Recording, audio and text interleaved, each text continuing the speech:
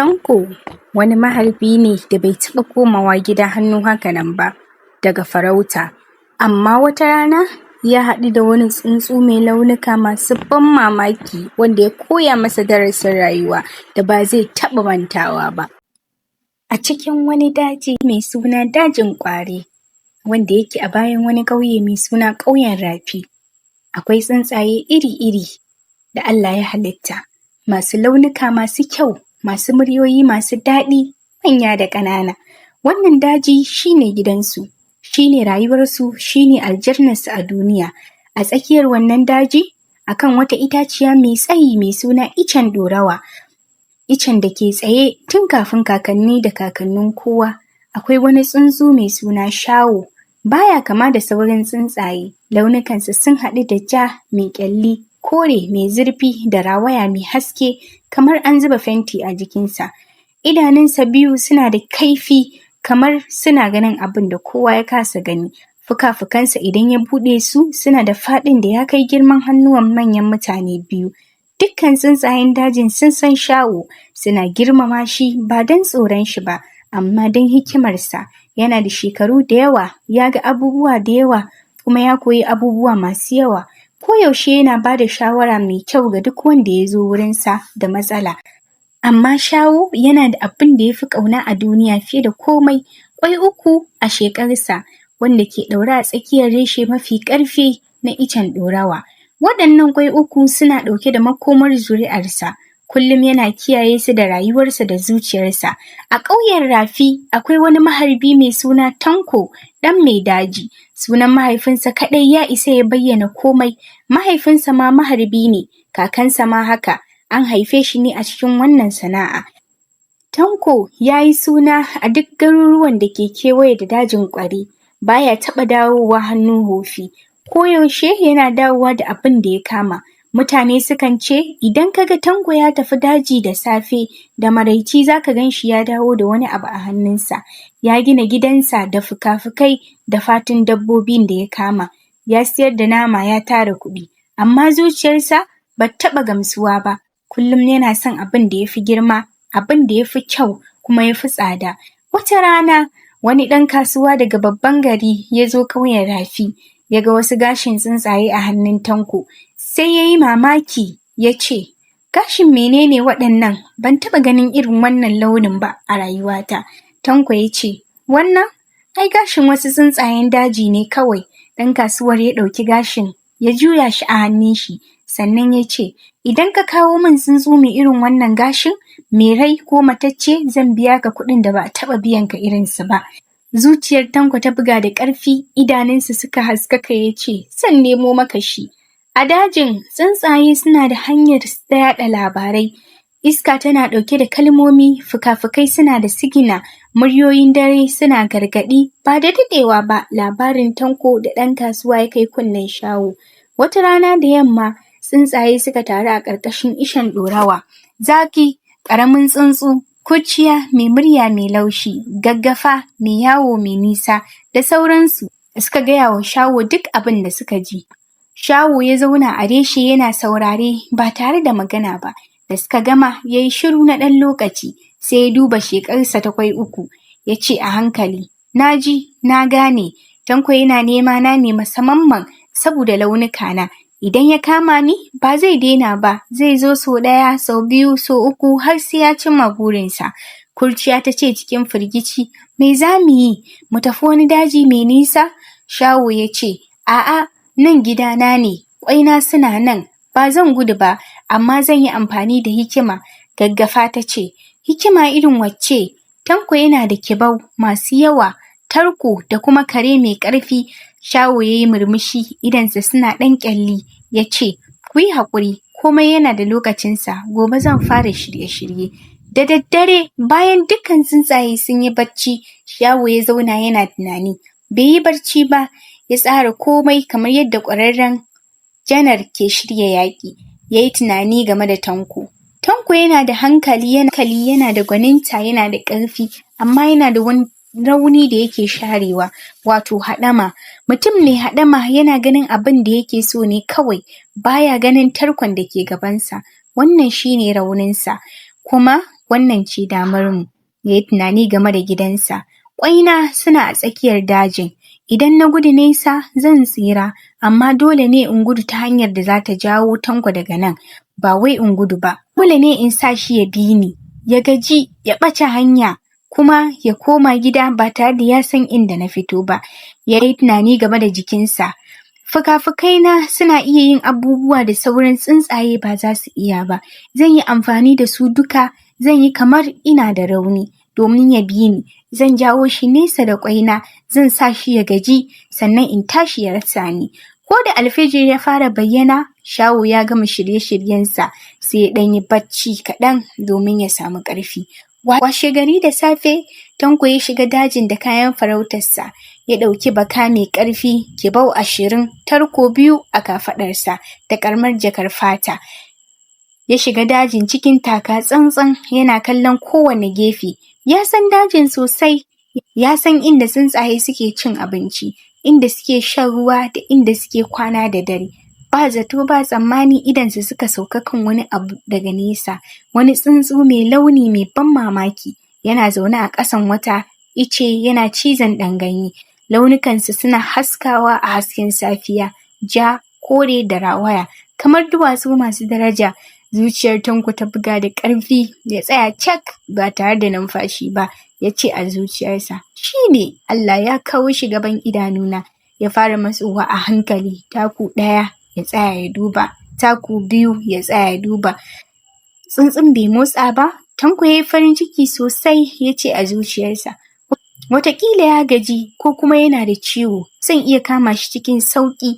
Da Tanko ya matsa kusa sosai, har yana iya ganin idon tsuntsun, sai tsuntsun ya yi tsalle kaɗan a ƙasa, kamar yana da ciwo a fuka-fukansa ɗaya. Ya fara motsi a hankali. Tanko ya yi ɗan gudu, ya ce, ba za ka tsere min ba. Tsuntsu ya sake tsalle, kamar yana jin jiki, amma koyaushe yana gaba da Tanko da ɗan tazara kaɗan. Shaho yana aiwatar da shirin shi da cikakkiyar ƙwarewa, yana nuna kamar yana da rauni. Ya sauke fuka-fukan shi ɗaya, yana ɗan jan jiki a ƙasa, yana nuna kamar ba zai iya tashi ba. Amma idanunsa suna lura da komai, yana auna tazarar tsakaninsa da Tanko, yana lura kuma da hanya, kuma yana tuna taswirar dajin da ya tsara tun da dare. Tanko kuwa yana bin sa da gaske, yana gudu, yana tsayawa, sannan yana sake gudu. Ya manta da dukkan hankalinsa da gwanintarsa ta shekaru. Idanunsa sun maƙale a kan tsuntsu mai launi. Zuciyarsa tana cewa, wannan zai canza rayuwata. Kuɗin wannan tsuntsun zai wadace ni har shekaru masu yawa. Shaho ya jawo shi ta hanyar da ya tsara, ta cikin daji mai ƙauri, inda tafiya take da wuya, ta ƙetaren ƙaramin kwari, inda ƙasa take da laushi, da kuma ta bayan tudu mai tsayi. Kowace wahala da Tanko ya fuskanta tana rage mishi ƙarfi kaɗan-kaɗan. Lokacin da rana ta kai tsakiyar sama, Tanko ya fara gajiya sosai. Tufafinsa sun jiƙe da gumi, ƙafafunsa sun yi zafi. Ya ɗaga ruwa da ke tukunyarsa don sha, sai ya ga ya ƙare. Gashi bai san inda yake a cikin dajin ba. Ya bi tsuntsun na dogon lokaci har ya ɓace hanya, kuma tsuntsun yana gabansa a koyaushe, wani lokaci kusa, wani lokacin nesa. Tanko ya tsaya ya ja numfashi, yana cewa kansa, wannan tsuntsu mai wayo ne, amma ba zan bari ya kuɓuce mani ba. Na yi wa ɗan kasuwa alƙawari. Sai ya ci gaba da tafiya. Shaho ya lura da cewa Tanko ya gaji, amma har yanzu yana bin sa. Ya ce a zuciyarsa, haɗama tana da ƙarfi, amma ƙarfinta shi ne rauninta. Ba ta san lokacin da ya kamata ta tsaya ba. Da rana ta fara fitowa, Tanko ya gaji matuƙa har ƙafafunsa sun fara rawa. Ya zauna a ƙarƙashin wata itace, ya ja numfashi mai zafi. Ya kalli kewaye, bai san inda yake ba. Dajin ya rikice masa. Kowace itace tana kama da ɗayan. Ya rasa hanya. Ya ɗaga kai ya nemi tsuntsun, amma babu shi. Ko ina ya duba, babu alamar ja, kore ko rawaya, sai shiru kawai. Tanko ya fara ihu, ina kake tsuntsu? Sai ya ji wata murya daga sama, murya mai daɗi kamar waƙa. Shaho yana zaune a reshen wata itace mai tsayi, yana kallon Tanko daga sama. Ba kusa sosai ba, ba kuma nesa sosai ba, amma a inda Tanko ba zai iya kaiwa ba. Shaho ya ce cikin murya mai natsuwa, Tanko ɗan mai daji, ka gaji, ka ɓace hanya, hannuwanka suna rawa, ruwan shanka ya ƙare, rana kuma ta faɗi, daji da dare ba kamar daji da rana ba, ka koma gida idan har za ka iya samun hanya. Tanko ya ɗaga kai ya ce cikin fushi, zan kama ka, ba za ka tsere mini ba. Tanko ya ce cikin natsuwa, kama ni? Ka taɓa kama iska da hannu? Ni tsuntsu ne, kai mutum ne, sama gidana ne, ƙasa gidanka ne, kowane halitta tana da matsayinta. Tanko ya ɗaga bakansa, amma hannunsa suna rawa saboda gajiya. Shaho bai motsa ba, ya ci gaba da kallonsa da idanu masu cike da natsuwa.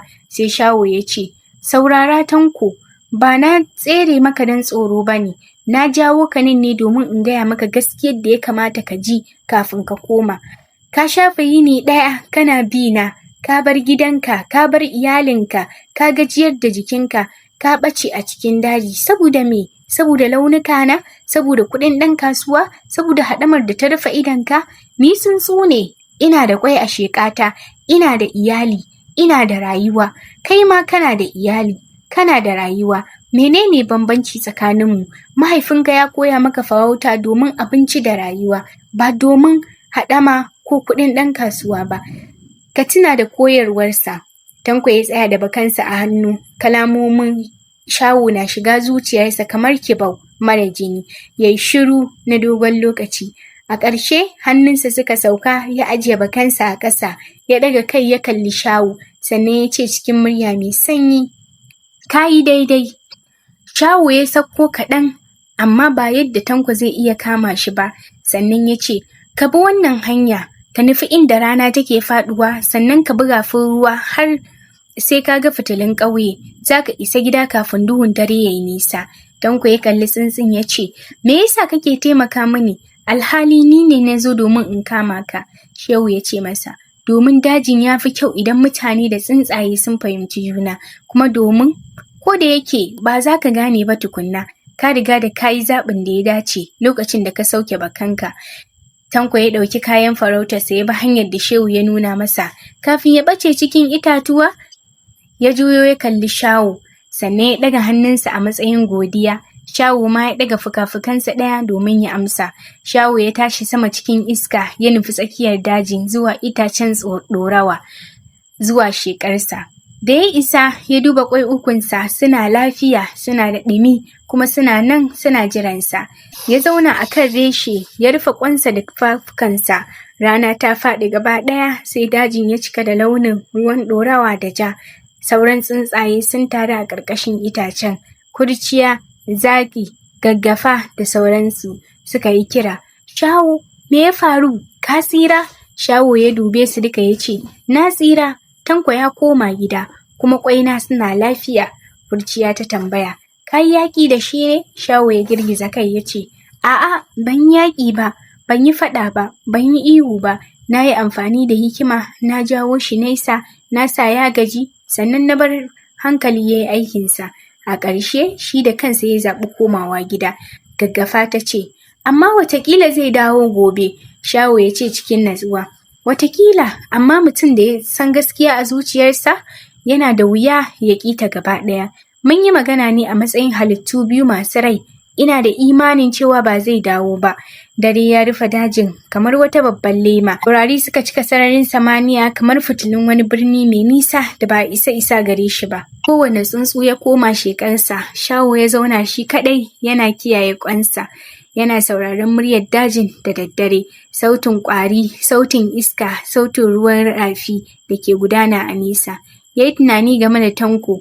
Ya yi tunani game da yadda haɗama ta sa mutum ya ɓata yini ɗaya gaba ɗaya yana bin abin da ba zai iya kamawa ba. Ya kuma yi tunani game da ƙwansa. Wata rana za su ƙyanƙyashe, za su koyi tashi, kuma za su san wannan dajin. Zai koya musu abin da ya koya a wannan rana. Cewa hankali ya fi ƙarfi, cewa wayo ya fi gudu, kuma cewa maganar gaskiya na iya canza zuciyar mutum fiye da kibau dubu. Ya rufe idanunsa. Wannan shine bacci na farko da ya cikin kwanciyar hankali da natsuwa tun bayan da ya ji labarin Tanko. Bayan makonni 2, ƙwai ukun sun ƙyanƙyashe, ƙananan ƙyanƙyasa 3, ƙananan tsuntsaye 3 suka fito, masu launuka iri-iri kamar babansu. Dukkan dajin sun yi murna. Tanko ma ya canza, ya koma farautar da mahaifinsa ya koya masa, farauta domin abinci da rayuwa. ba domin haɗama ba. Bai sake komawa dajin ƙware ba domin neman tsuntsu mai launi. Wasu mutane ma suna cewa wani dare ya ji waƙar wani tsuntsu mai ban mamaki a bayan gidansa, sai kawai ya yi murmushi ba tare da ya motsa ba. Ɗan kasuwar ya sake dawowa karo na biyu domin neman wannan tsuntsu. Tanko ya ce masa, wannan tsuntsu ba abin siye ba ne, ba dukiya ba ce, halitta ce mai rai, ka nemi wani abun daban da za ka saya. Ɗan kasuwar ya yi mamaki ƙwarai, sannan ya tafi ba tare da ya cimma burinsa ba. Ƙwarangas.